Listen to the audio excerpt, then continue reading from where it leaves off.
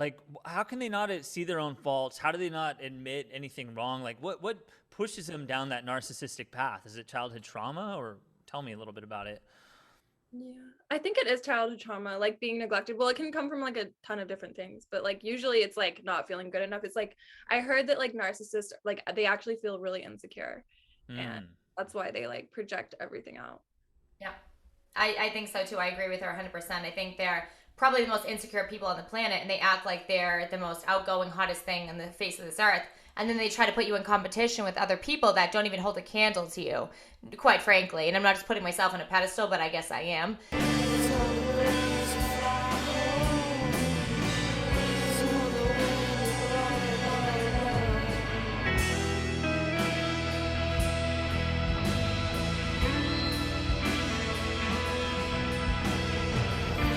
Hold for fucking LAPD helicopter, and I'm leaving that in. That was loud. I know that. Oh my god, I do my Instagram videos all the time, and these fucking LAPD helicopters just hover right over my building, and I'm like, shut the fuck up, Are please. you in trouble? Oh, I can see the full moon right through my loft window. Okay, Cool. get into character, Bia. It's a full moon. I love it. Full Yeah. moon, baby. Okay, here we go. Welcome to Fortune and Romance with your host, Taylor Fortune, and... Yay, Shay. Good, and you? All right, today we have on the podcast psychic healer Sophia Sadie, and she's with us today to talk about toxic relationships and how we get the fuck out of them. Sophia, how are you doing today? I'm great. Thanks for having me. Of course, of course. So let's kick this off with a little bit of a bang here. I want to leave this to BA. She loves it when I tell her to fire in first, but No, I she's don't. going to be... Yeah, you. Come on, you are a core person for toxic relationships. We're going to follow your lead right now because you have been through the goddamn ringer. And kick us Oh, I'm off. sorry. 1 second. My lawyer's calling me. 1 second. Yeah. I'm sorry, yes, I still wanted it extended. Yes, thank you. What was that? Wait, was that your hot lawyer? No, never. Why would I have a hot lawyer? What are you talking about? Yeah, I've heard about him. Where do I go with that? I'm sorry. Okay, let's just start with like, BA, tell us a little bit about what you're going through. Then I want to talk to Sophia about what she's going through because I know there's a lot of similarities. Yeah, of course. So where to begin? So I mean, I'm actually out of it, thank God. But I went through a really toxic 2.5-year relationship with a sociopath narcissist who tried to control my life and tried to tell me who I could and couldn't hang out with, tried to take my friends and family away from me, tried to tell me I was nothing without them. And that wasn't true whatsoever, but those people are so good at what they do that they actually make you feel like you're crazy. Like those are the type of people that'll steal from you and help you look for what they stole from you. Right? Seriously. So Yeah. it's like a sickness, and I mean, I get it. Like a lot of these people are grown, they're grown-ups, but they're really not. They're still trying to heal from all their childhood trauma that they haven't healed from yet, and they just won't address it. So I feel like I'm not saying that was this person's issue, but it was this person's issue because they just won't heal themselves, and you need to, as a human being, once you go through certain things, you need to address those things to make yourself a better person, and this person just won't do that. So fast forward a little bit, actually that is my lawyer. That's so funny. That Stays weird. in. Yeah, because that's your situation. That's real life. And I think people need to see that. Like your lawyer is literally texting you about your case right now. That's so weird that the universe is so connected right now. Yeah. Anyways, that was weird.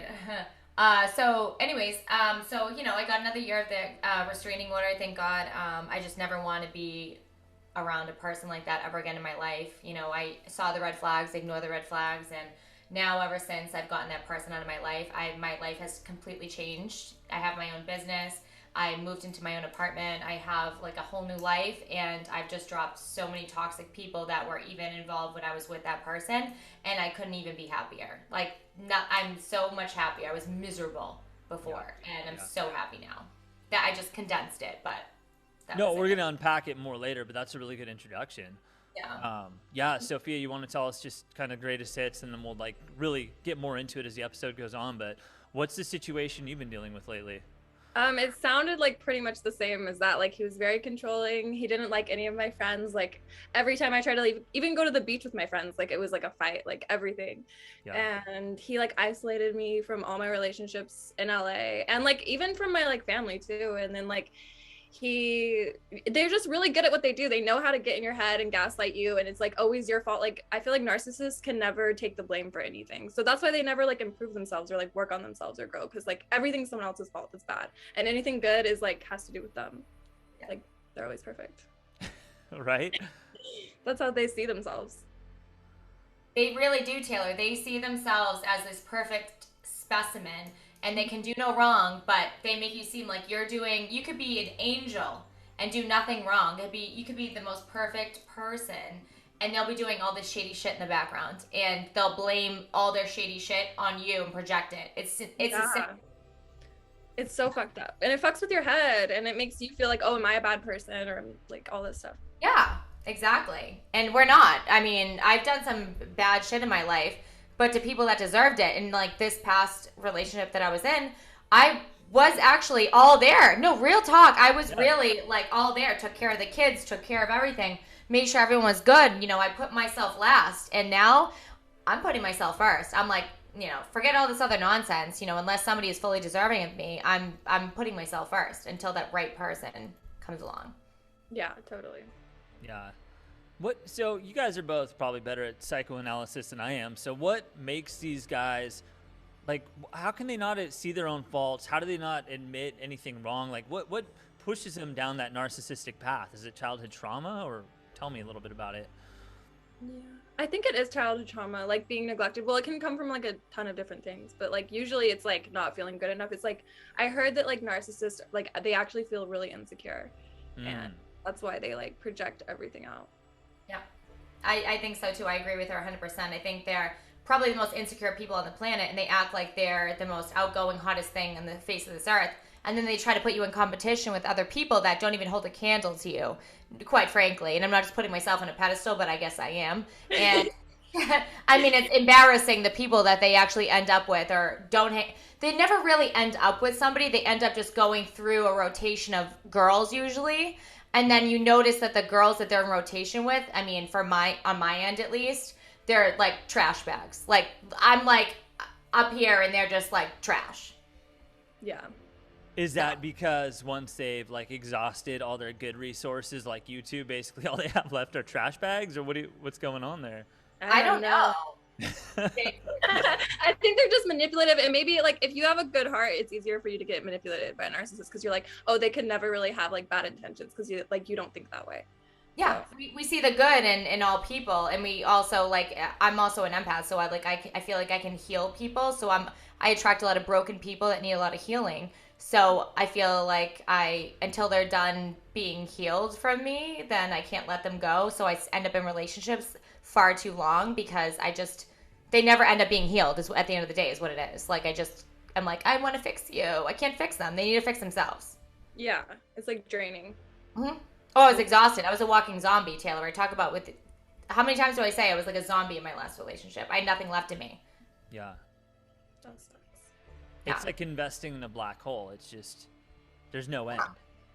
No, there's absolutely no end. And you just like, you know, when you're with somebody that is continuously draining your energy and they know how to do it so good, they're energy vampires. That's what their nickname is for a reason. They drain your energy and you have nothing left. Like I would go to work at my night job and be like dead. Like I had to literally have 4 energy drinks just to get through the night because they depleted me. Okay, so look, both of you are extremely intelligent people. Walk me through how that happens, because this has to be a slow process where I think the word is like insidious, where it creeps on you slowly so you don't even know that it's happening. Tell me a little bit more about that. Sophia, how did that happen to you? I mean, you're like way too smart to take that kind of shit from somebody. Well, it's like slow. Yeah, it's like slow starting. They start out like love bombing you. Like they're very charming people.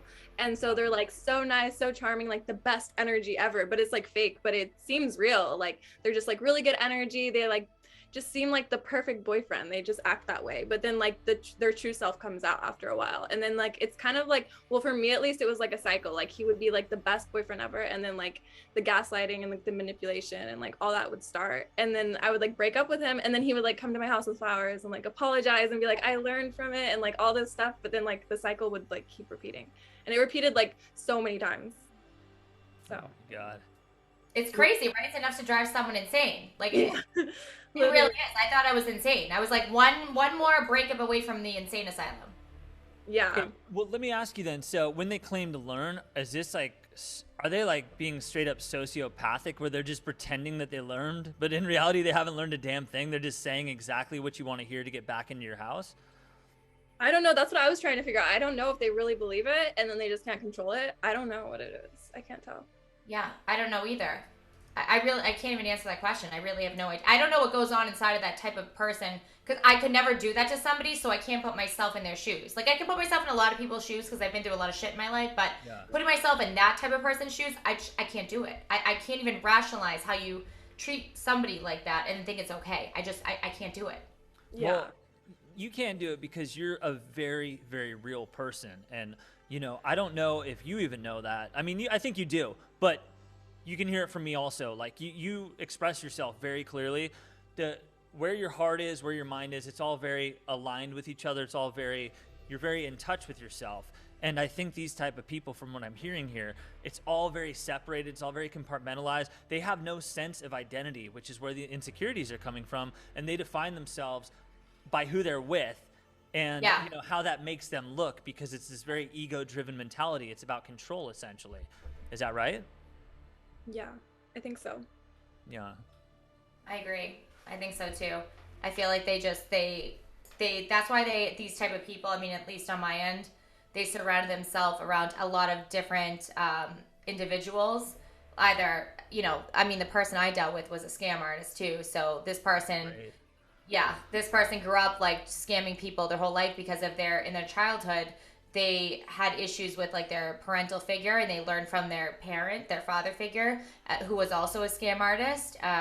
And so he learned from that person, how to pretty much live a very fraud type life, I guess. Just a bullshit life all the way through. Yeah.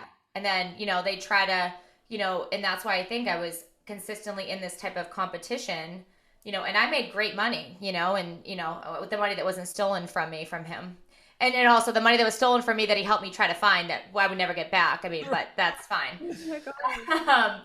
But, at the end of the day, they surround themselves with people that they think are wealthy or that can help them because they don't really want to work at the end of the day. I mean, at least in my end, they just don't like to work. They like to just have the easy way out, and they just want to like have a quick cash flow and then fuck somebody over, and then they're on to the next victim. So that was at least my situation.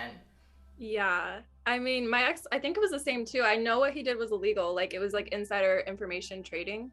Yeah. And I know it's like illegal to know. So I think that's the same thing. Like he would never really tell me what he did, and he said it was like illegal. So I think it's the same thing. I never knew what this fucking dude did. Never knew. He, like, when I met him, he laid out the red carpet, when I tell you. Like, laid out the red carpet, drove a Maserati, I actually, when I met him, it sounds like kind of sketchy, but like, I didn't know if he had a home because I was always meeting him. It sounds like prostitute things, but I'm not. But I would meet him at hotels because we had like vibed and started dating. And I'm like, you have like a house, like an apartment? Like, what's the deal here? Do you like actually like own this place in this hotel? Because some people can do that. Yeah. And he's like, I found out he lived in like this shithole place or whatever. And you know what? Because I'm such a nice person, I accepted his shithole. And I lived in this shithole that was actually on the news with all the fucking printers that, Taylor, you know what I'm talking about. You can Google it. The counterfeit money. Yeah, all the printers. He had like a fraud thing with China, and I still accepted him like an idiot. I'm like, oh, I support you and your fucking fraud. I can't. It's hard because we care about them, Yeah. So embarrassing. And so many people around me are like my back of my old Mercedes was like in the news, like when they recorded it, and like they're like, wait a second, isn't that your car? I'm like, no. Was there like ominous music playing when they were showing your Mercedes, and then the printers and like no. It was the neighbors that were across the way, like, there's rats in the backyard. I'm like, I don't live with rats, but I mean, maybe there are rats, and I'm just like so blind to everything because I'm like delusional at this point. I don't know. Wow. It's like a blur at this point, guys. It really is a blur because I will never go back to any type of situation like that again because it is so traumatizing. Yeah. It's insane. Yeah. Oh, you and I have talked about that. I mean, you've talked about preferring to be single for life than dating anybody that resembles that guy. I'm surprised I'm not gay. I mean, I have many gay friends, but I'm surprised. Shut up, Taylor. I'm surprised that, like, at this point, like, all, like, the losers I've dated, I'm surprised I haven't changed my sexuality, honest to God. I mean, yeah, but like, there's good guys out there somewhere. Yeah. There you go. There's good guys out there somewhere. Where's my glasses? Because I got to find them. Okay, so yeah, exactly. Okay, well, look. Okay, Sophia, was there an incident that was early on in the relationship where you'd only been dating for like a few weeks and this guy pulled some shit and you're like, oh, this guy's like a lot different than I thought he was? Like some red flag right away that just, you know, made you realize maybe this guy isn't like, has it together as much as he claims? Yeah, I mean, anything I wanted to do, it was like always like really controlling, and that was like a red flag. And he also like got in a fight with his friend because his friend owed him money, and he like just like went crazy and was like threatening his friend and like crazy shit.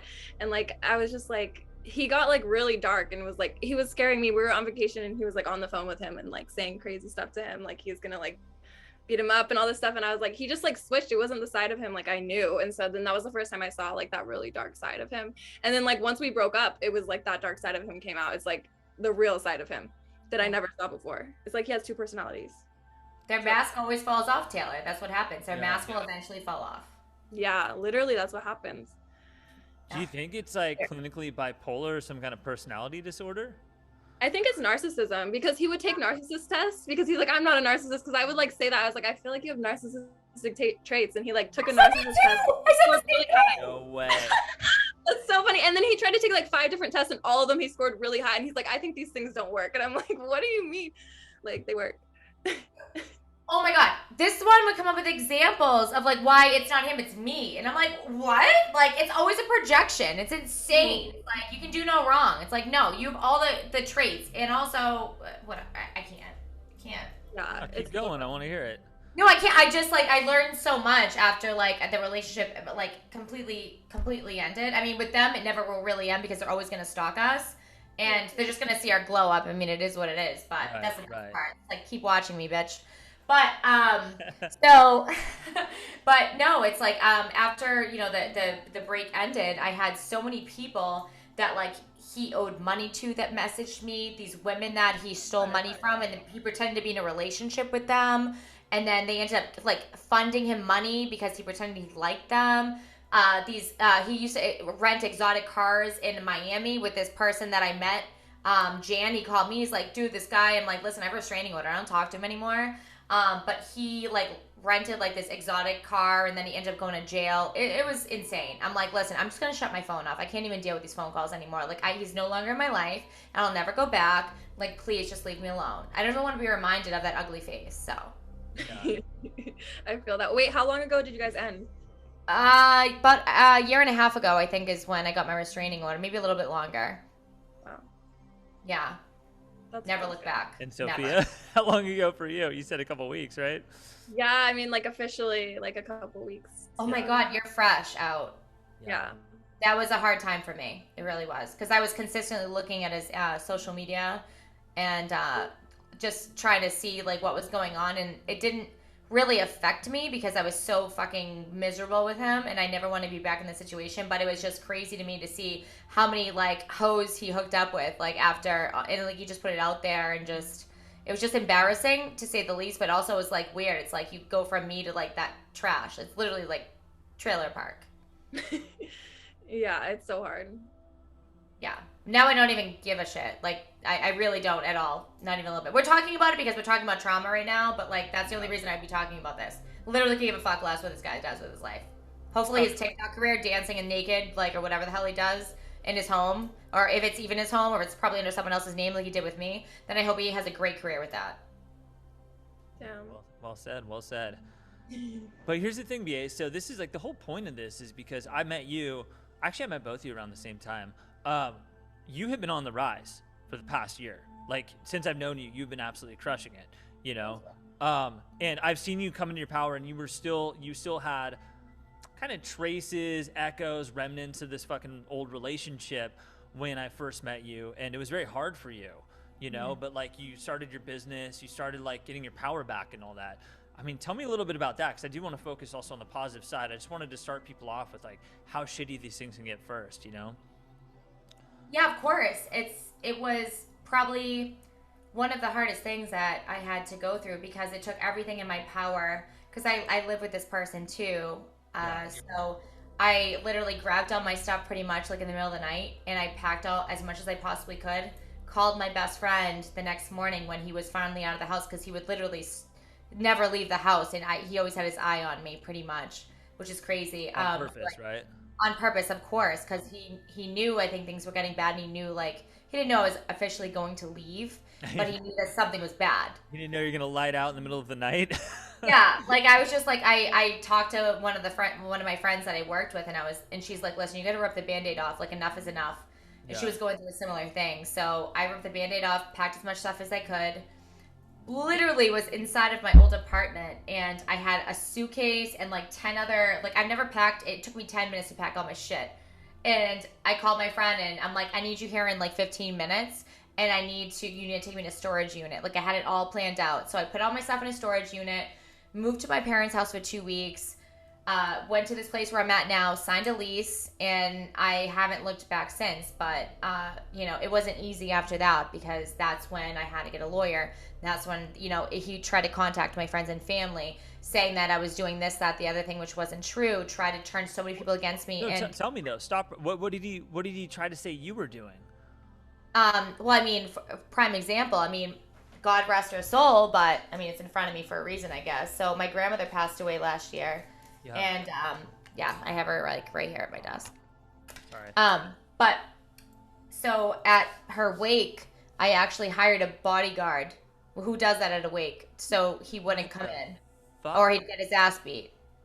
You had to hire a bodyguard for this guy. I at your hired grandma's a bodyguard. funeral. Yeah, because he was that bad. He sent flowers when my grandmother was in hospice, and this was right before I had the restraining order, but like he knew he wasn't welcome. So he found out the room, I don't know how, contacted my uncle who he's never talked to before in his life, sent flowers to her room in hospice when I was grieving, okay? And he just wouldn't, he was relentless. So at that point, I was like, I need a lawyer. I need help. I'm psychologically all messed up right now. I can't deal with this right now. I need actual professional help, because I need to get him fully away from me. So that's when I started the process of like the legal process and everything. And it was not easy. I had to write like pages and pages of like, I had to go back, like, and I don't even like looking back at my old notes of like the different dates of when this happened, when that happened, when, I got stalked and followed and all this stuff. It was really traumatic. But I will say that once you get through that difficult time, you really see the light, and then you realize your power, because I had no power when I was with him. He took it all from me. So once I got out of that and I started focusing solely on myself, that's when I built myself up, and that's when I started my business, and that's when I started working out even harder than I ever worked out, just taking care of myself, not giving anyone else any energy. I kept it all to myself, and I just made myself a powerhouse, and that no one could come into this powerhouse. No one's going to ever try to do what he did to me and try to take what I built so hard. Right. It took me a while to get to where I'm at, and now I'm just so protective over my energy in general. Like, it's crazy. So I feel like now, before I wasn't an intimidation factor, but now I am. People, I think, not afraid to talk to me, but like, I just feel like I have a good story to tell. So this platform right here is good to tell people that are going through similar things with those type of people. I have a story to tell. I mean, I'm going to talk to people of domestic abuse in a month from now with one of my good friends, and I'm telling my story, which will be very therapeutic outside of this platform. So if people have questions, I can answer them from what I've been through. Hopefully that answered your question, Taylor. No, yeah, I mean, look, this is all free form here. This is just This is your platform, your voice, and same with Sophia. Like, it's just I just want to get these things out there so people aren't living in fear, that people are like expressing this stuff, what they've been through, and how it's helping them to grow. I mean, Sophia, you're so fresh out of this. How do you feel about what's next for you, or are you still living in fear of this guy? Or walk us through a little bit about what you're dealing with right now. When it first ended, it was really hard because he was like threatening me and stuff, but now I'm like over it. I know it's just like he's trying to scare me, and he's trying to make me scared and trying to get in my head, and now I'm just like, I don't care. He can say anything. He like leaked my number at first, and I was getting calls from all these weirdos, and like just like leaked it to who? Like he leaked it on Pornhub. On what? He leaked it on Pornhub. He literally left a comment on Pornhub and like He said like go to fucking jail for that, right? I don't know. It was so weird, but they finally stopped like texting and calling me. It was like weirdos. Like I was like, oh my god, he's just trying to do anything to get to me. And like he said he has a video of me he's gonna leak, but I don't believe it. I think he's just lying. But so now I'm just like, whatever, he can do whatever. I really don't care. Like I'm just not in fear of him. And I'm like, every time I broke up with him, my life got so much better. And my life's already getting better now that I'm away from him. So I don't miss him at all. You're a beautiful girl. Like, you are stunning. Like, please do not. I don't even give a shit what he looks like, because he is a miserable soul. So, you know, and he's only going to get uglier from the inside out. That's what happens. So, please don't go back. I mean, real talk. Like, they're not going to change ever. Yeah, hell no. They don't change. It gets worse, actually. It gets worse and worse and worse. So you have to stay away. Yeah. You should watch the show on Netflix. It's a little different because I've never been like a house cleaner, but the show Made on Netflix, there was a lot of things that, I don't know if you've heard of it, but if you have Netflix, watch Made, M-A-I-D, and I watched it twice, the season, and it's very eye-opening because it's the guy's a narcissist and he tries to control her, and I feel like you'll relate like I did. Yeah, for sure. I'll look that up. So walk me through what happens when, like, okay, like Sophia, you brought up, you want to go to the beach and it becomes a huge fucking fight about like hanging out with your friends and all that. Like, what is his problem? Like, if you want to go do something, you want to go to a club or out to dinner with people, like, what does a narcissist not want you to do? What are they trying to control? Well, his thing was he always thought I was gonna get too drunk and like sleep with someone. Oh, so that's what it was, hooking up with another guy, not being with your friends? Yeah, but like going out with them, he thinks that like I'm gonna hook up with someone and like get too drunk. But it's like, it's just like not true. Right. So, I mean, we're pretty honest on the show. Did you ever cheat on him or? No, never, not even once. And I didn't want to either. It's just like he just had this in his head because his ex cheated on him. So like, right. It was annoying, you know? Same. Well, supposedly.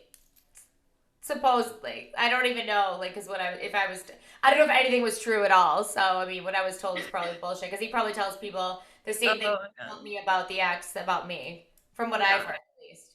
That's true. You never know. You don't even know what's reality after you're with a narcissist, because they like fuck with your reality. Yeah. Well, how does he then blame that on you? Like, you know, because you're saying narcissists, it's never their fault. It's always your fault. So like, I don't know. Why would he think you would do that? Like, what's his like rationale for like accusing you of like, oh, you're just going to go hook up with somebody, but like based on what? Like, what's he trying to say to gaslight you? Just because like, I guess when I met him, I was drunk. So he thinks that like, I'm like going to get taken advantage of or like not be smart about who I'm around. I don't know. Yeah. I couldn't go out either. I would be out with like some friends I worked with at a bar that, you know, we would bounce around. So he would randomly show up and like, I didn't even post about it, nothing. And so that's when I knew he had a tracker on me. That's next level shit. That's so creepy. Oh my God. Like on your car or on your phone? Phone, you name it. Yeah. Oh my God. Yeah. What the fuck is wrong with people? I would be fucking scared for my life if he was like pulling up. Yeah, and then bought me like an Apple Watch, and then connected it somehow, I think, to his phone, and then saw. That's called a fucking Trojan horse. It's like a gift that's actually like there to like destroy you. Yeah, it's crazy. There's no end to the madness. It's just like they're the ones doing the shady shit, and they just try to like project what they're doing behind your back onto you because they're guilty. Damn, that's true. That's fucked up. Yeah. Well, okay, so Sophia, do you think your guy was cheating on you then? So that's why he's just projecting all that shit onto you? I don't know. Like one time I looked through his phone and he wasn't, but then like after we had broken up and gone back together, then that's when like I knew he was talking to other girls, because like a girl would like text his phone and be like, hey baby, and like call, and he wouldn't let me see the messages. So that was like one of the big fights we got in. So like that happened a couple times, but that was like after we had broken up and we weren't like together again. So like I couldn't really be mad, but like he was like texting other people, I guess. I don't know. He could have been cheating. Yeah. You know? I just feel like it's always a consistent competition. They always try to put you, even by like, they'll show, like for me at least, like show me a picture of like he tried to like do this, like put me into this career of doing these like YouTube videos of like funny videos, which they came out kind of funny, but he would show me what these other like hot chicks were doing, like, oh, you need to be more like her. You need to He be did that to me too. Yeah, and he would show me like girls' Instagram accounts, like this girl shot at my house before, and it's like this girl like half naked, and like I'm like, oh my god. Yeah, like you really? need to be more like her. See, this is why she has so many followers. Like you need to be like her. Da, da, da, da, da. And I just like that would make me. I mean, who wouldn't make that would make anyone feel insecure? Yeah, that's maybe And why then, like, they do it. It's fucked up. Yeah, and then you feel insecure, and you're just like, oh my god, I can't. Like it's a lot of smoke and mirrors, as we all know on Instagram. It's filters, this, that, the other thing. I mean, we've all used filters, I'm sure. You know, and you know it is what it is. But like when you look at some people online and like these people that were shown to me, I'm like this. You know, I think I mean, at this point, I feel like, you know, I've gotten myself to the point where I'm actually, I'm not lost, and I feel like I look pretty good at this point. But before I didn't, and I looked at these girls like, I can't compete with that. I can't compete with that. And then he'd be like, well, you need, like, pretty much saying, like, you know, I'll be with them, like, if you're not. And then it was so fucked up. I can't. I'm going back right now. It's, like, so traumatizing. Yeah, it Oh my is. God. Jesus. Okay, well, yeah, don't go back too far, because it's supposed to be empowerment here, you know? Oh, no, this is an empowerment. Absolutely. This is an empowering channel. But I feel like her and I, from what we talked about, have very similar stories. So. Yeah, it's crazy. They're very similar. Yeah. Oh, it's but good to relate sometimes, Taylor, you know? Yeah. Well, and Sophia, that's not your first narcissistic relationship, is it? I mean, you've dated other guys like that too, right? Never to that extent. I don't think I dated like a narcissist like that. Did you learn about what it was like to be with a narcissist as you were dating him? Like, did it start to make sense and like the pieces? You like Google like narcissist and you're like, holy shit, this is who I ended up with. Yeah, every single trait he has. And then like, yeah, I learned so much about narcissists. I also learned that like narcissists are like soul contracts. So like they teach you things. They like make you step into your power. So like they're for a reason. Like we chose on a soul level to be with a narcissist. So it literally makes us more powerful than before. Yeah. Yep. To exactly what you just said. That is so on point. Yep. So that's really interesting. I want to unpack that a little bit because we get pretty mystical on here. But like a lot of people don't know what a soul contract is. How do you guys... I mean, to me, I understand a soul contract. We're talking about things in a past life or things in our existence prior to this 3D reality where we're talking about karmic lessons that we're going to learn in our next incarnation, right? Yeah.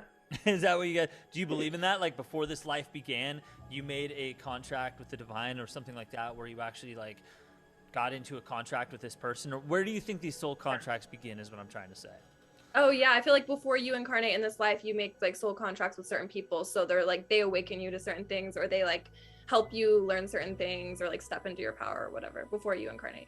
Because you go through like the veil of forgetfulness. So like they like make a contract with you before. So they're like, oh, I'll trigger this in you, or I'll help you step into this power or whatever.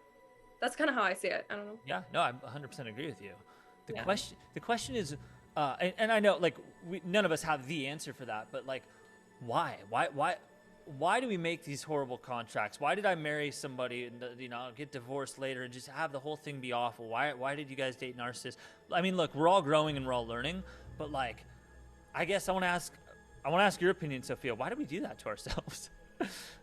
I guess to help us grow, because you don't really like grow as much if it's like everything's easy. It's like really hard, and you have to like learn so much in order to get through it, and like strengthen yourself to like survive that. Right. It's like the evolution of the soul. It's just how we keep growing, keep learning, and keep like evolving and hopefully transcending. Yeah, so they technically love you more than the people who don't like hurt you, because the people who hurt you help you grow the most. So they love you the most on a soul level, which is really weird. But obviously like here you shouldn't be with them like in this reality, but like on a soul level they love you. Yeah. How about you, BA? Are you on board with that? It's so crazy. It's just, it really is. It's so crazy when you think about it. It's like, but if we didn't go through these trials and tribulations with all these shitty people, then, we would still be the same. It's like certain times, like when things go bad in your life, you go through the bad times and it sucks when you're going through it, but then like you get through it and you're like, wow, I can't believe I went through all that to get to where I am right now. It's, you have to go through those things because they're tower moments. You have to go through them because then you get out of them. And you're way better off. Yeah. For real. You're wiser. Yeah. It's interesting how this all can play into past lives because I completely believe in it. And I have experienced past lives in past life regression and in visions that I have. And both of you have been in my past lives, by the way. And the relationships we've had in our past lives have been very good. That's why we're here in this life. And we're in a support team kind of soul family environment together, because there is no karmic contract that is negative, that's hurtful, that's painful. It's just all very harmonious, and it's nice. It's like a good supportive placement, all of us in each other's lives. And I've seen it and I felt it. I felt it with Sophia, and I felt it with you too, BA. Did we all live together in a loft in LA together in our past life? No, the details about where we lived and what time era it was. Yeah, I know, that would be awesome. I mean, fuck, let's all do it. But I can't picture the exact details of it. That's the thing, is I only know the feeling of it.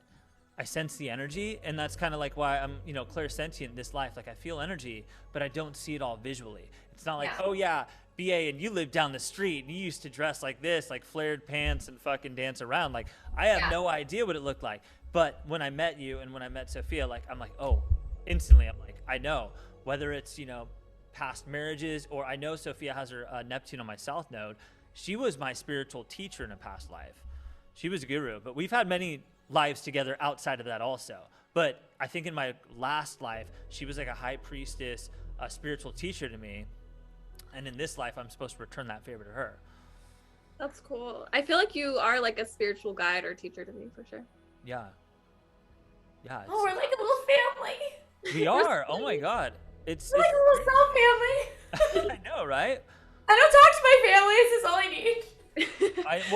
BA, you and I have talked a lot about this, especially in the past few months, about how estranged you've been feeling from everybody, and your trust level for the entire world is at like rock fucking bottom. I trust no one. Yeah. Well, hold on. Who do you trust? I trust my soul family. Yeah. You trust like 2 or 3 people. Yeah. Real talk. No, really. I really only let certain people into my life. I really do. Yeah. That's the way I like it. Yeah. You have to be guarded. It's like, it's tough. It's tough. I've been through a lot with a lot of different friends. I lost everything when I went through my divorce with just my relationships with people. And it wasn't all hostile and it wasn't all bad. It wasn't all negative. To be honest with you, a lot of it was me. And I know for a fact, BA, you've been through this too. And I think, Sophia, you have too. But when you start changing who you are, it really affects the kind of people you can be around. And it's not their fault necessarily. Like, people just are who they are. Everybody's on their path. Yeah. But you find you're just no longer engaged with those people. You just don't connect anymore. What they value or what they find interesting, you just don't. And you don't know where to go with it, and you feel kind of bad. But it's just reality. You just, you've gone through this dark night of the soul experience, or this kind of spiritual ascension, and you find yourself just isolated, alienated, just on your own. But then, you start to connect with soul family type people, and all of a sudden you realize there is a place where you can fit in, or there are people you can talk to. Do both you know what I mean by that? Yeah, I connect with everyone online. I don't connect with anyone out here. Right. Well, what happened? Really what happened with the people out there? Is it what I'm talking about? Like, you just grew up? Yeah, I would sit, like, I would go out with, certain people that I was hanging out with before I had my awakening, I guess you want to call it. Yeah. And we would talk about just like I don't know. Mundane shit. Yeah, and just stupid shit. And now it's like when I go out with somebody, I want to talk about like spiritual stuff and like, what's your sign? What's your moon sign? What's this? What's that? And they're just like, huh? Like, what are you talking about? What's a Leo? They didn't know their sun sign. I'm like, I gotta go. What did we talk about last night? We were on the phone. We were like really off track. Like, we were talking about mediumship or something and ghosts. And, I can't remember. But you and I were deep. Maybe you were drinking. I can't remember. But we had last night. 2 nights ago. What the hell did I do last night? I don't remember. Right. Yeah, we'll come back to that one. But it was a couple nights ago. It was it was a couple nights ago. But yeah, you can remind me what we were talking. Yeah, I don't remember. I just remember like spiritually, it's like we were so out there, and we were like, because you'd gone out with your sister. Yeah. Okay, there was something you were talking to with your sister that was pretty normal to me. That to her, she was just like, what the fuck are you talking about? Like, we were talking about Astro Worlds. Astro World with Travis Scott and how is it demonic sacrificing Right. concert and all this other stuff. And I was showing her videos, and she's just like, "What?" Yeah. I'm like, "No, this is really it." I'm like, "This is really it. Look at these sacrifices. Look at them. They're dying. They're dying in the audience." Right. Yeah, it really was a sacrifice. That's crazy. It was Yeah.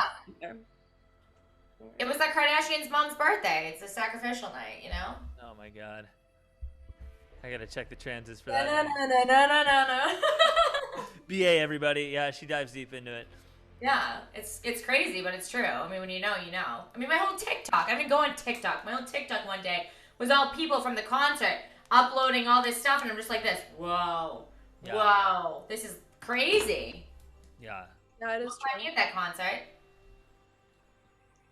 that is crazy. Hey, Sophia, can we unpack your past a little bit? Can I ask you some questions about where you're from? Yeah, for sure. So, I don't even know if you and I have talked much about this. So, I know you're from Utah. hmm You know, and the Mormon background, was that strong with your family or not that strong? Well, my parents were both raised like very Mormon, but they stopped being Mormon when I was born. So like I was raised like no religion, like just like agnostic, I guess. I was raised like you can believe whatever you want. Yeah, me too. Me too. I mean, I guess my mom was extremely spiritual, but that wasn't something that she, forced us into. I was kind of on my own. But okay, so I know BA when you were 32, you had a spiritual awakening. I had it, kind of around 37, 38 when I was hospitalized, when I was going through my divorce. What for you, Sophia? What was like the kind of moment in your life? I know there was some big incident you told me about, but I'll let you bring it up. But like, what happened to you that caused like a spiritual awakening for you?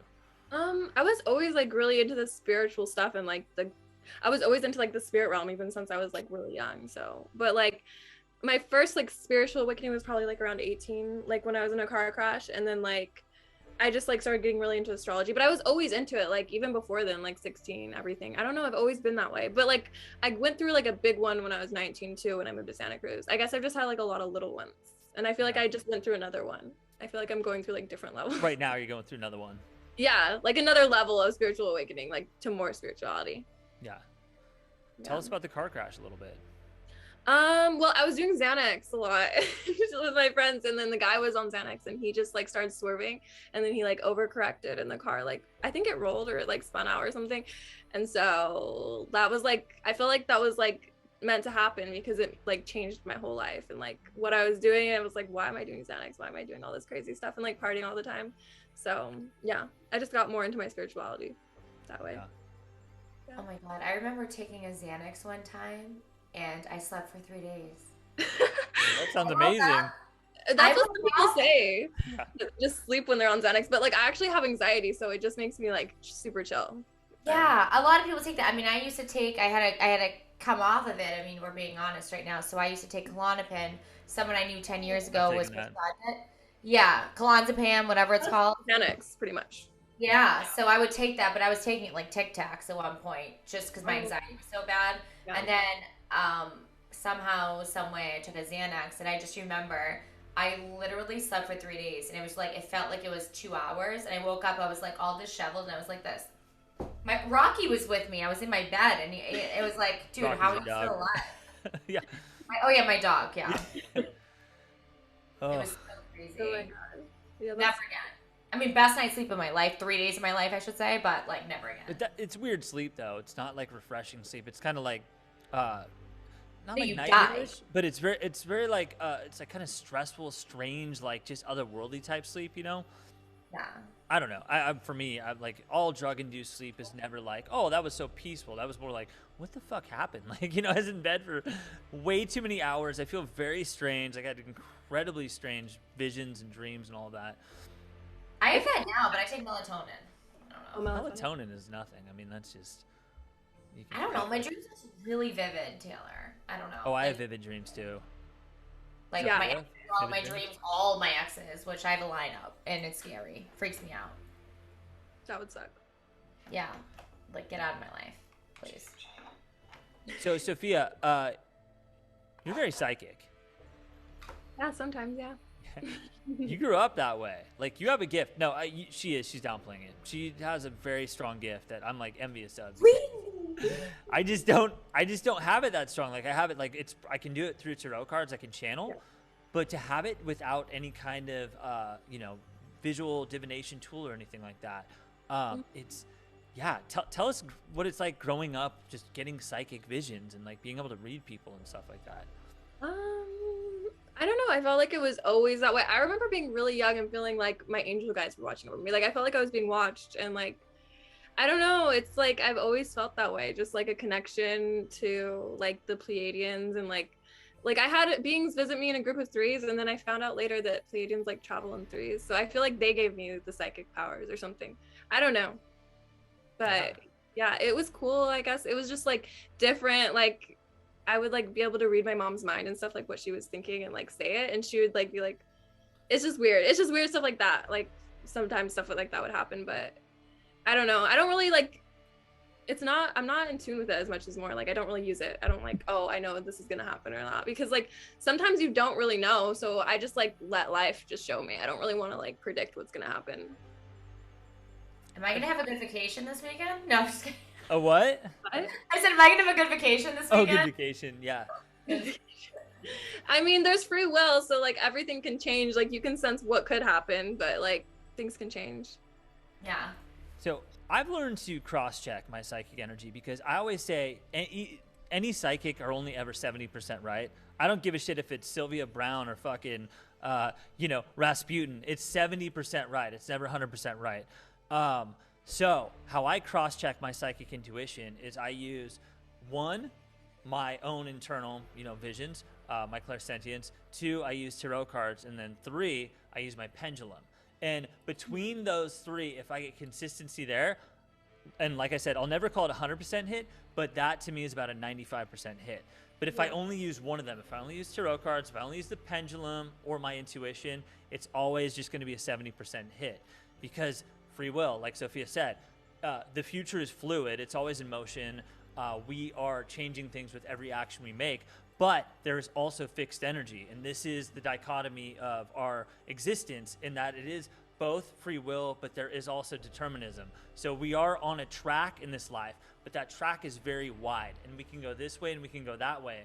But the trajectory itself is taking us all into our soul's purpose, our soul's direction. I know it is with BA, I know it is with Sophia, I know it is with me. We are moving in a particular direction, but how we get there is completely up to fate and chance going back and forth. So it's just fascinating to me, because it's both, and it's hard for our mind to realize that like some of it is determined, but some of it is free will. Like, wow, you know what I mean? Yeah. I feel like her and I are like the same. Wait, what? We're like, yeah. Like, I feel like I'm watching my own mannerisms, like, with her. That's funny. I knew you guys get along famously, but like... No, me too. Famously, that's the right word. That's in my cards too, fame. When the hell's the fame coming? Through here? Hopefully. Yeah, right. We're getting famous. We're all getting famous. We're all getting... Oh, for sure. This soul family is different than everyone else's. I mean, we got some fucking heavy hitters here, and we're not just, we're raising vibrations through entertainment as much as anything else. We're not a bunch of people that are going to go off to some commune and live a life of just complete isolation. We're doing this on the world stage. Yeah, we're more in like the mainstream. Exactly. Transforming the mainstream, redefining the mainstream, redefining beauty, redefining entertainment. That's what this mission is all about. That's what my mission is all about. That's awesome. Right. Yeah. Yeah. Oh my God. We're hot. Yeah. Missed out. Yeah. Why don't we all like come up like after like the new year? Let's be realistic with all of our like with the Thanksgiving and Christmas or whatever. Why don't we all try to have a powwow if possible in LA? Oh, I agree. 100%. Like all of us, like Missy, you live there, so I mean, there's a few more people too. I mean, there's this network of people. I mean, network's such a cold word, but yeah, this soul tribe is fucking powerful, and like we're only just beginning to see our potential, and it is massive. Like I'm talking about like I'm not even speaking in fucking hyperbole here. I'm talking about like real world transformative energy here. Mm-hmm. I mean, it's happening. I feel it every day. Yeah, I feel like we should do that. I feel like it would be super transformative if we all hung out together. I feel like the vibe would just be through the roof. Yeah. Oh my God, it would level cities. Mm-hmm. Yeah. I mean, just that live, if we ever went live, like, I mean, we all have Instagram, but I mean, if we all went live together, people would die. Yeah. How many of us are there that would all go live? Well, there's 13 in the Soul family. Yeah. How do you know that? You were told that by your guides? Mm-hmm. Oh, wow. 100%. Do you know who all of them are? Have you met them all? No, haven't met them all. Yeah, Oh, if I were to count, I'd be up to just off the top of my head, maybe like 8 or 9 at this point. Yeah. And as Sophia knows, well, actually, I think both you guys know, there's been some mistakes. You know, there's definitely been some people that I thought were because, you know, a lot of elements added up, especially, you know what the problem is? The biggest element that led me to mistakes, it was like the path of least resistance. It was like, because it seemed like an easy solution, that was probably it. You know what I mean? Like, okay, so this person, there's a lot of mutual friends and whatever, so we're probably supposed to meet or whatever because it seems like, you know, it would be easy to get in with their group or whatever, and maybe their group is part of my group. But then you realize it's like, it's not supposed to be easy. It's supposed to be hard. Like, you know, like, Sophia, you and I have been kind of in and out of each other's lives over the past year. You know, you're not supposed to just come into my life and be like, hey, I'm Sophia, how are you? Let's be friends forever. And BA, like, there's been points too where you and I, like, just for whatever reason, life has brought us apart, and then it brought us back together hard with this podcast. Right. Like, the point I'm trying to make is it takes effort to bring everyone together, but not effort where you're like pushing against the universe. It's like effort where it's like everybody has to learn their own thing and have to want it equally for themselves. Does that make sense? For sure. Yeah. Yeah. Like, you're not just gonna, like, your soul tribe, like, they're gonna be a very supportive system, but they're not just gonna show up at your door and, like, just and unconditionally be there for you, you know? Yeah. Yeah. Wait, yeah. Oh my God. Yeah. Yeah, I need some longer hair. But yeah, We need to get him a wig. yeah. It I takes feel like the longer I sit here, the longer my spray tan is kicking in. I'm getting, like, black right now. No, you look great. You look great. Okay. I never know how long to keep it on my skin because I'm going away in the morning, so I got a spray tan. I'm just like, every hour I'm getting darker, but it's fine. It's fine. We're good. Let me tell you though, I guess I have more to say about this. So, the biggest thing though, the question you need to ask when like trying to find who is in your soul family, the one thing you have to really ask yourself is, what do you want out of that person? That's kind of what I was trying to get at earlier, and I was you guys needed to stay with me because I couldn't explain it well enough. If you want to get things out of that person that are ego-based, material-based, you know, fucking social media follower-based, that is not your right intention. You know, it's like that's not going to be your soul family. It doesn't matter if you want it to be, because wouldn't that be nice? But the reality is like, is this person here to improve my vibration? Am I there to improve their vibration? Are we here to elevate the vibration of the world together? Yeah, for sure. Yeah. Sure. You know what I'm saying? Yeah, I know you. Vibration right now. We're just like mimicking each other, not meaning to. I think I love it, but I'm feeling a little alone here too. Water, suns, fire, moons, air rising. Right? Aren't you air rising?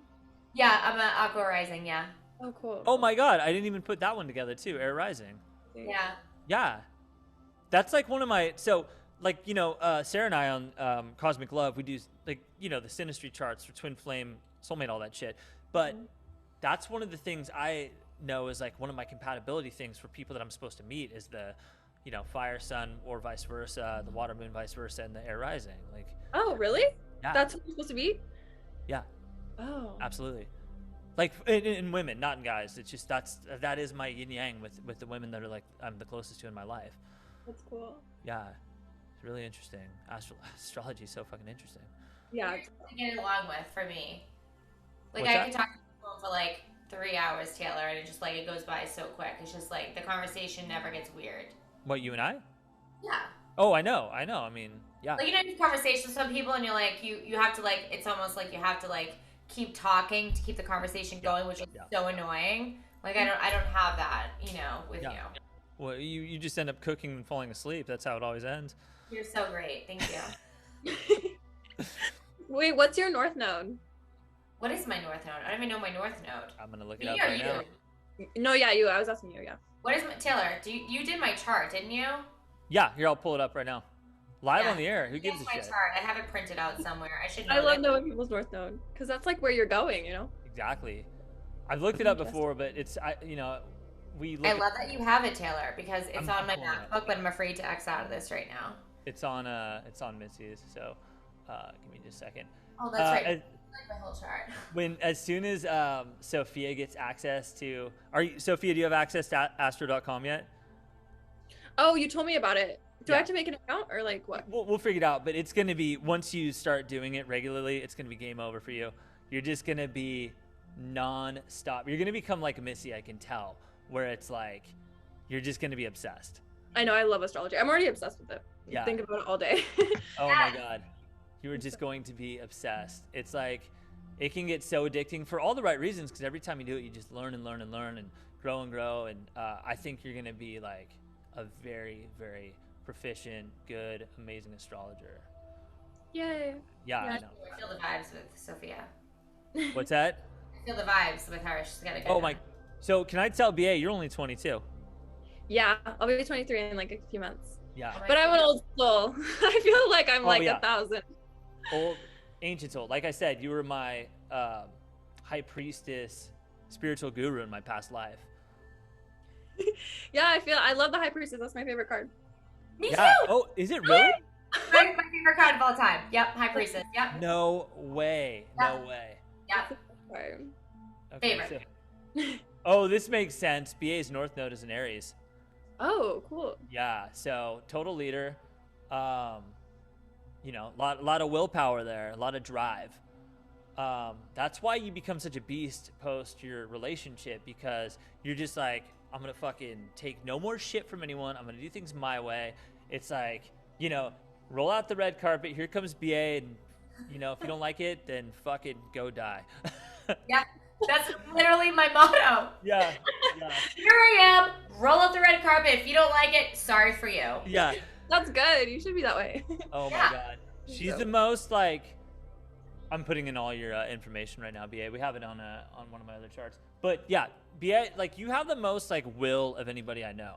Like just straight up fucking force. Like you're gonna do it. You're gonna fucking rise to the top. You're not gonna take anyone's shit. And if anybody doesn't like you, they're out. They're done. And it's not even cruel. It's just about guarding your own space, I don't like when people say no to me, because I've always been like, no matter what anyone tells me to do, I do it anyways. Right. Even if I fail, I'm gonna do it anyways, and it is what it is. It is That's what it is. good. That makes you successful. Yeah. If you- Oh, she's gonna crush it. I mean, so are you, Sophia. It's just that, me and BA are like middle aged now. I know. I'm ready for it to go into the nursing home I next know, week. right? We might as well be dead. Fuck. We're celebrating my 35th birthday. I mean, my goodness, I could be your mother. I know, right? Yeah, BA, I got your whole chart pulled up here. But a lot of things change. Actually, Sophia hasn't been through this yet, but Saturn return at age 29, that changes everything. Okay, so a lot of your strengths, a lot of your weaknesses can become strengths and vice versa. So one of Sophia, your big Saturn placement, do you know what house your Saturn's in? The second. Wait, no, the 8th. Yeah. But it's in Taurus though, so I thought that's money. It's money too. It's in both. So you're gonna find out that when Saturn, anything that's in a sign in a house, it's just both those equally. So it's like 50% Taurus, 50% 8th house. Really? Yeah, you're gonna learn that in Missy's class. So Saturn in the 8th house often means that there's still a little bit of sexual repression that you're dealing with, and then Saturn in Taurus means that you have some issues with money, possessions, and things like that. Like you're still trying to overcome those kind of issues. Yeah, like when your Saturn returns, don't you get like a blessing in those? Like that Saturn like brings the blessing of all those things. Oh, right? 100%. The thing is, though, with Saturn return is you have to learn the lesson in order for that to no longer be an issue. I feel like Saturn just restricts. So like whatever your Saturn's in, you're gonna get like that. It's gonna not restrict anymore. So it's gonna bring that energy back to you that's been restricting. Well, okay, so like take Saturn, we'll go into the more destructive side of the 8th house. So failing, like maybe having a hard time with those big transformative changes, getting rid of the people that no longer serve you in your life and instead staying with them because, you're like holding on to the restriction versus letting go of it. I know now you have with that, with your ex, but maybe you held on to it longer than you should because you actually wanted the restriction. Yeah. Because if you didn't have the restriction, you'd have to deal with the transformation on your own, and that makes you vulnerable because that's like you having to take action and taking accountability for your own changes. Yeah, I guess. Does that make sense? Yeah. Yeah. Yeah. Oh my god. Okay, let's see what other aspects. I agree, because I went through the same thing. So Yeah. Yeah, eighth house, it's always easy to pick on sexuality with it, but it's oftentimes not sexuality. It's also huge transformative energy. And look, we all have Saturn in, we all have Saturn in our chart. I have Saturn in my 12th house, so I've had a huge problems accessing the more mystical, spiritual side of myself. And I don't think I listened to that lesson through my Saturn return. I think it took me a lot longer than that. At 29, I was like not any more spiritually enlightened than when I was 21. So what happened was I had to be hospitalized and really see, I had to have my mortality on the line in order to really figure out what my life's purpose was and start my spiritual activation. Mm-hmm. The best part is you were doing readings in your hospital bed. I mean, who does that? I was doing readings for like nurses and everyone. I was like the party room. Most people would have given up with what you went through, but you kept it going. That's good. It's all I had. Like my wife had left me. Like it's all I had. Like I was living at home. It was like I can't even describe where I was at that point in my life. It was like, I was like suicidal at that point. Yeah, it was intense. And all that the only thing that was that spirituality kept you going. Yeah, that's all I had. It was just this idea that this too shall pass. I will just keep putting all my energy into this business. I will heal from this condition. I'll just keep growing. I'll just keep, I can't be stopped. You understand that, it's like you have that Aries energy. It's just like, you just have to latch on to something that gives you hope in order to keep going so your system doesn't just fail you. Wow, this is a deep convo, guys. Yeah, it was, I don't even think I'll ever be able to describe the depths of what I went through over those 3 years. Like, it was just, it was just life and death, like nonstop, and I didn't have anybody to talk to or explain it to who understood it from experience. It was only just hypothetical to them. But like, just how, I don't know, just like how scared I was. Like, I'm like, this is it. Like, I think I'm just going to fucking die at this age. And I think I will have not accomplished anything really with my life at that point that is noteworthy. And that's it. That's like the totality of my life. And I was just facing that every day, and it was really hard.